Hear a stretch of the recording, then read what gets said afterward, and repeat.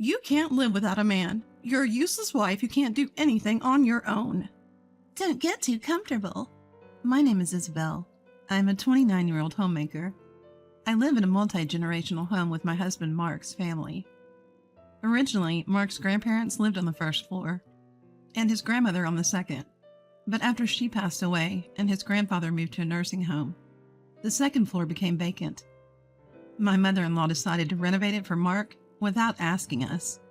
I had already retired, and we planned to rent an apartment and live there while I worked part-time. But mother-in-law strongly opposed this, begging Mark, "Please don't leave an old woman behind," while crying. She calls herself old, but she's only in her mid-50s. And my father-in-law is still working.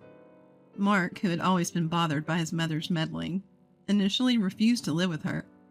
But considering his work commute and our future savings, we agreed to live there on the condition that she wouldn't interfere in our marriage. Sharing an entrance was a bit awkward, but we thought it wouldn't be a big deal since the bathroom, toilet, and kitchen were separate. We decided to make the best of it, but it turned out to be a sham. Mother-in-law came over every day, from morning till night, doing nothing but being there, and always making snide comments. Mark has a sister who lives 30 minutes away by car and claims to be a career woman. She also came over every weekend, acting arrogantly towards me and complaining with mother-in-law. Each time I told myself, I'm in customer service, and mother-in-law and Tiana are difficult customers. I had to keep reminding myself, or else I'd go crazy. Eventually, Mark reached his limit and scolded mother-in-law and Tiana. Mother-in-law went silent, sniffled, and retreated to her room. And Tiana blamed only me, saying it was pitiful for her mother. Father-in-law came to check on us, but Mark said, "Just leave it, Dad. You handle Mom." Mother-in-law always acted like this. Every time Mark scolded her, she would dramatically sulk and lock herself in her room. She was waiting for Mark to say something kind, but Mark never did. This farce happened quite often. "I'm sorry. Maybe this decision was a mistake after all." Mark's support made it easier for me to endure the situation. In the neighborhood, there's a middle school student named Jake, who's related to Mark's family. He and Mark have been close for years, and recently, Mark had been tutoring him at home on weekends. Despite being scolded by Mark, mother-in-law and Tiana still tried to snoop on their study sessions. But Jake would bluntly say, "You're interrupting." During a study break, Tiana started bragging and then said, "Maybe I should start dating without being so picky." Jake flatly responded, "That's impossible because you have a bad personality." Unfazed by Tiana's irritation, he continued to put her in her place. "I'm leaving. I feel sick. I have a class to attend." Tiana stormed out shouting, "It's Spanish class," as she stomped down the stairs.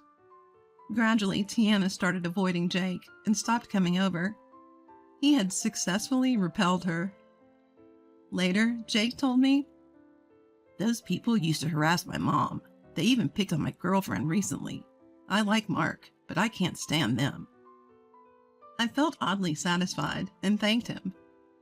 Life was comfortable for a while since Mark had blocked mother-in-law and Tiana stopped visiting. But then, tragedy struck. Mark received orders for a 3-month solo assignment far away. I was devastated, but had no choice but to accept the company's decision.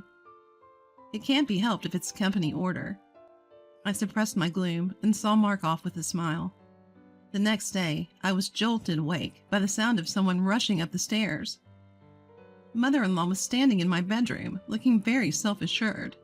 "Isabel, how long are you going to laze around?" "What?" I checked the clock. It was only 3 a.m. "Isabel, don't think you can slack off just because Mark is away. Starting today, I'll be giving you a thorough education." "What are you talking about?" Annoyed at being woken up, I resisted, and a heated argument ensued. "Come downstairs and start with our housework." Mother-in-law left, but I had no intention of complying with her unreasonable demands. As dawn broke, mother-in-law returned, this time with Tiana. "You think you can defy us? You've been too comfortable because Mark was here. But now it's just you, Isabel. And that bratty kid won't be coming either." You married into this family, so you have no choice but to obey us. I was about to ignore Tiana's smirking face and her early morning harassment when mother-in-law's next words suddenly changed my mind. You're a stupid woman who can't live without a man. If you don't like it, that's fine. I'll spread the word that you're a useless wife who can't do anything on her own. Those words fueled my competitive spirit. Fine, let's see if I can go 3 months without a single complaint from you. From then on, I woke up at 3 a.m. to spite mother-in-law and took care of the chores in her part of the house. While I was stuck doing all the cleaning, laundry, meal prep, and cleanup, mother-in-law did nothing but complain about each task. The vacuum is too loud. The kitchen noise keeps me awake, she'd say, even though she was the one who woke me up at 3 a.m. and then slept until almost noon. I can't sleep because of the noise from your bedroom, she'd add, reminding me of the creepy complaint she'd made when we first moved in. Though I'd started doing this out of spite, the constant work from early morning to late night was harder than I'd thought. I couldn't afford to think waking up at 3 a.m. was tough. I had friends who were sleep-deprived from newborns or woke up at 5 a.m. to make lunch for their kids before going to a part-time job. If you think I'm the only one having a hard time, you're wrong. I was still naive. If I woke up early, I could go to bed early. There was nothing I couldn't do. But mother-in-law wouldn't let me.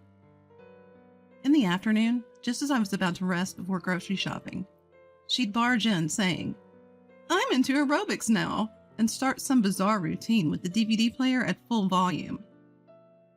At night, she'd find fault with the cleanliness of our living space, refusing to let me rest even after midnight. The more I tried, the more mother-in-law escalated her harassment. Tiana started coming over every night for dinner, criticizing my cooking while eating everything. Seeing Tiana's already voluptuous figure expand while I was losing weight from lack of sleep was almost enough to break me. Do you think Mark found a girlfriend over there? That would be interesting. I hope he finds someone younger and more charming next time. I want to hold a cute grandkid. I agree. Any child from this current life wouldn't be cute. Listening to them joyfully badmouth me, I lost the energy to argue. I wanted to tell Mark, but he was also working hard. If he had to listen to constant complaints between his wife and mother, he might get fed up and actually start cheating. I couldn't bear the thought of losing Mark. That's why I never spoke up about anything. One day, a parade of contractors started showing up at my mother-in-law's house. They brought in new appliances like rice cookers, washing machines, and microwaves, as well as furniture like dining tables and beds. It's all getting pretty old, so I decided to replace everything, my mother-in-law announced, flashing an envelope in front of me. My eyes widened. That was the money I had carefully tucked away in my bedroom drawer. How dare you secretly save money from my son's earnings? And those tacky undergarments? How disgraceful! I couldn't believe my ears. Did you go through my bedroom? Unashamed, she replied. Don't make it sound so bad. I was just helping you with the cleaning. Laughing as she spoke. I was trembling with a mix of disgust and anger. The money wasn't secretly saved. It was a fund Mark and I had been building together for emergencies. I couldn't forgive her, not just for invading my privacy, but for stealing from me. Mother-in-law, this is a crime. She scoffed. Crime? Within family? Don't be dramatic. We're letting you live here. Think of it as a gift for your parents. Just then, I saw my father-in-law, who usually turns a blind eye to her snide remarks, trying to sneak away. Our eyes met, and he mumbled something under his breath as he left. My mother-in-law looked at me triumphantly. Oh, by the way, next week is our wedding anniversary. We've invited some relatives, about 15 people. It'll be fun. Isabel, make sure you entertain them well so I don't get embarrassed.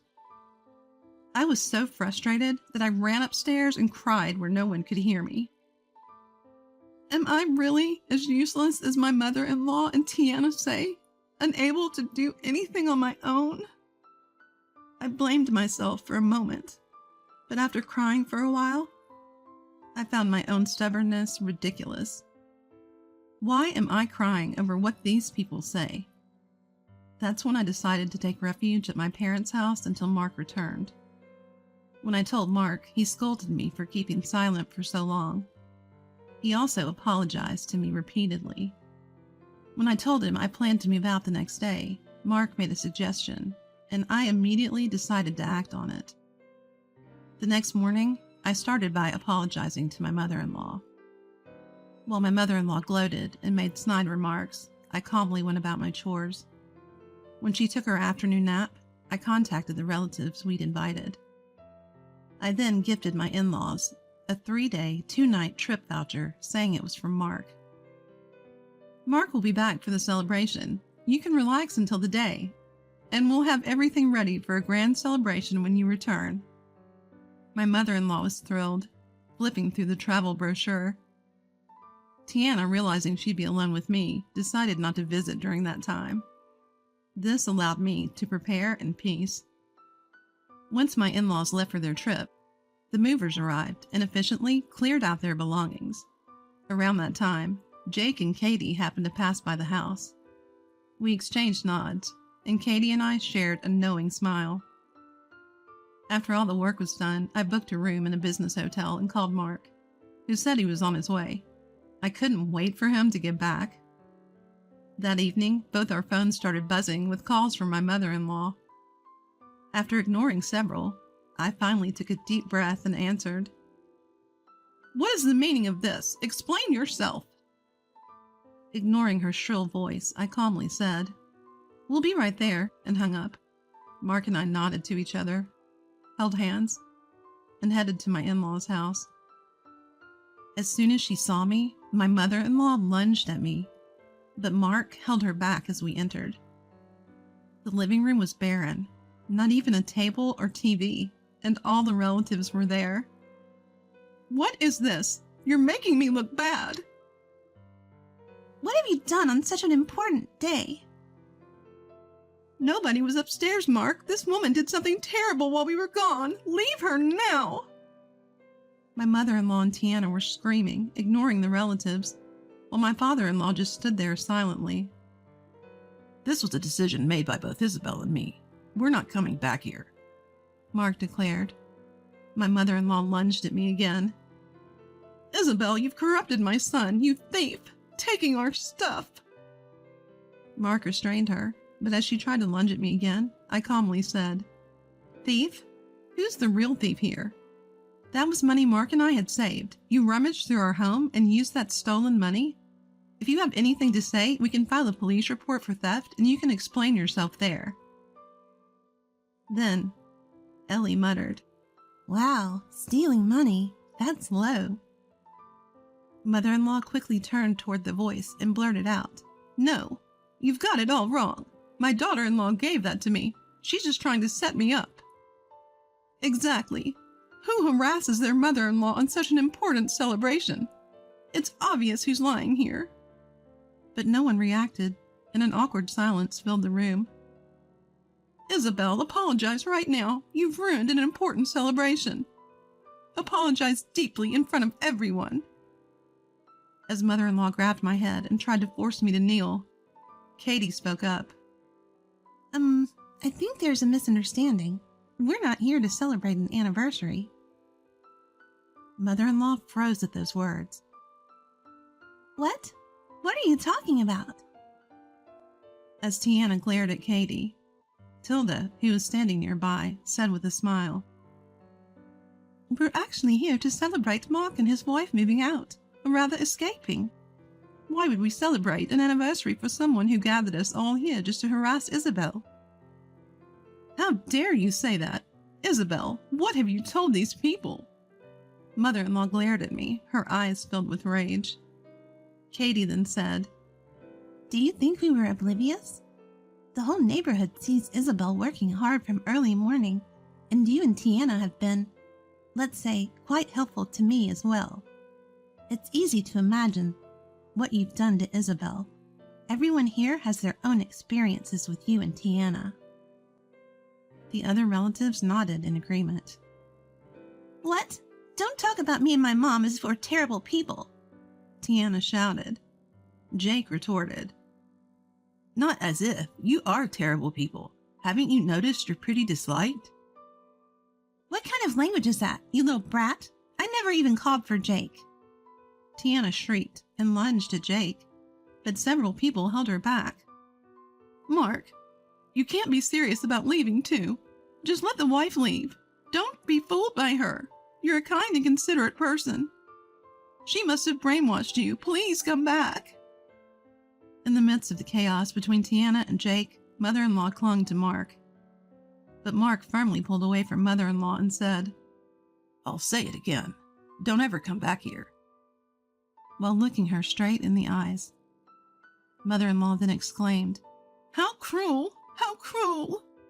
And ran into the bedroom, covering her face with both hands. As the door slammed shut, we heard mother-in-law scream.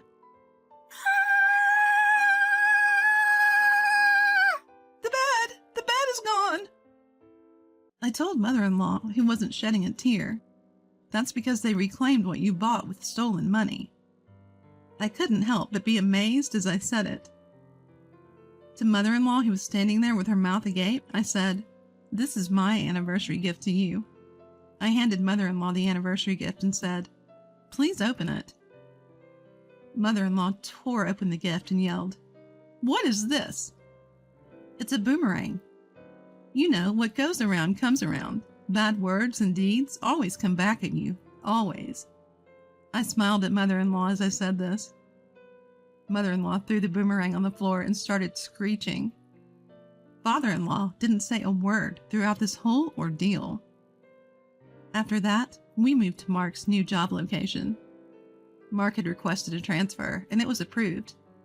In our new home, we placed the appliances we had reclaimed from mother-in-law's house, but we immediately got rid of the bed because it felt creepy and bought a new one. Mark and Jake occasionally keep in touch, and I've also started to occasionally talk on the phone with Katie. Katie told me what happened to mother-in-law's family afterward. Tiana was secretly dating someone she met on a dating app and was thrilled to get married, but the guy turned her down the moment they met because she looked nothing like her photos. I wonder how much she edited those pictures. Tiana, who had quit her job in anticipation of getting married, couldn't pay her rent and now lives on the second floor where we used to live. And Jake, who was apparently very upset about being teased, started doing aerobics at home for weight loss. The noise is so loud that it's causing daily fights with mother-in-law, and the whole neighborhood can hear them. Mother-in-law continued to ignore her anger, but one day a crack appeared in the floor from Jake's constant jumping, leading to the biggest fight they've ever had. But that incident led Tiana to give up on her diet. And now she's just lounging around the house doing nothing. Surprisingly, it turns out that father-in-law, who always avoided conflicts as if they had nothing to do with him, had racked up debts. To escape from the hysterical and selfish mother-in-law and Tiana, he'd been frequenting bars and lavishing gifts on young women. When mother-in-law and Tiana found out, they berated him so much that father-in-law couldn't take it anymore and left a divorce application before walking out. That's the one thing that makes me feel some sympathy for mother-in-law, considering father-in-law's utter lack of responsibility. Mother-in-law, feeling abandoned by both her son and husband, sought help from relatives, but knowing her temperament, none of them offered any assistance. Mother-in-law and Tiana, who've treated father-in-law like an ATM for years, are now without income. I wonder how they plan to survive. Well, given their mentality of expecting everything to be handed to them, they'll probably find a way to get by. One day, while Mark and I were having coffee in our new room, he said, "Why didn't you tell me sooner? You could have gone back to your parents' house instead of enduring all this." I replied, "Because it was frustrating to be told that I couldn't do anything without a man. I was relying on you and Jake, and not doing anything myself." After thinking for a moment, Mark muttered, "The ones who can't live without relying on a man are those two, not you." During those tough days, I realized my homemaking skills had improved, so I started working as a housekeeper. It's surprisingly enjoyable. Of course, there are hard times, but I find true satisfaction in making people happy with what I can do. I even started getting requests for my services. Mark is supportive of my energetic work life. I have also started studying to become a certified nursing assistant through online courses, thinking about our future. Mark and I joined forces. I don't want to rely solely on Mark. I want us to support each other. To protect this happiness, I'll keep moving forward, stronger than ever.